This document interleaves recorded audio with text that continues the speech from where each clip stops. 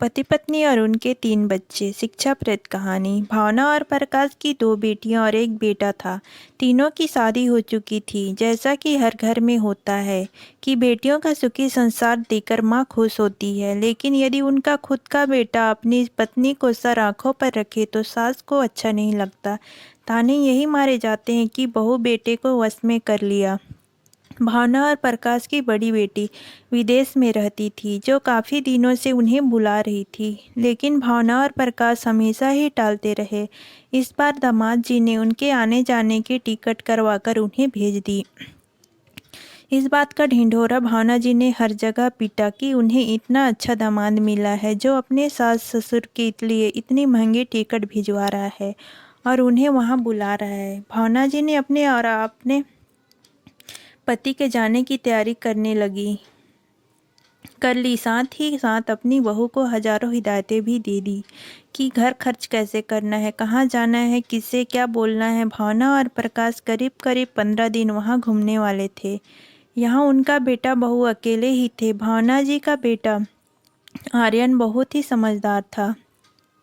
अपने माता पिता को खुश देखकर वो बहुत खुश था। एक बेटा तो हमेशा ही अपने माता पिता के लिए हर काम करना चाहता है, लेकिन जब दामाद अपने सास ससुर का इतना अच्छा ध्यान रखे तो सचमुच तो खुशी दोगुनी हो जाती है। आर्यन ने सोचा, क्यों ना मैं अपने सास ससुर को यहाँ बुलाऊं और उन्हें घूमने ले जाऊं। अपनी पत्नी को बिना कुछ बताए उसने अपने सास ससुर को बुला लिया। उसकी पत्नी अपने माता पिता को अचानक देखकर चौंक गई। सारी बात पता चलने पर वह बहुत खुश हो गई। आर्यन अपने सास ससुर अपनी पत्नी के साथ महाबलेश्वर घूमने चला गया, जहां उन्होंने ढेर सारी फ़ोटो खिंचवाई। उसे सोशल मीडिया पर भी डाल दिया। यह सारी तस्वीर देख विदेश में बैठी उसकी माँ बुरी तरह से गुस्सा हो गई। उसने तुरंत फ़ोन करके आर्यन से पूछा कि सब क्या हो रहा है, तूने बहू को यह इजाज़त कैसे दी कि वह अपने माता पिता को यहाँ बुला ले, और तू क्यों अपने ससुर के साथ वहाँ घूम रहा है।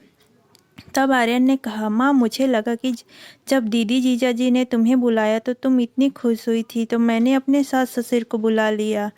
उसमें क्या गलत किया? जीजा जी तुम दोनों को प्यार से बुलाकर तुम्हारी और पापा की मेहमान नवाजी कर रहे हैं। वैसे मैं भी अपने सास ससुर का ध्यान रखूं तो उसमें क्या परेशानी है। भावना के पास कोई जवाब भी तो नहीं था, बस फ़ोन पटक दिया।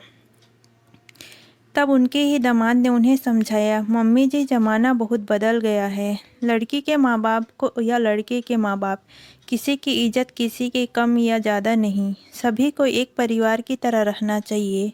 एक बहू जब बेटी बन जाती है तो एक दामाद बेटा नहीं बन सकता। आप परेशान न हो, हम यहाँ एंजॉय करेंगे और उनको वहाँ एंजॉय करने दीजिए।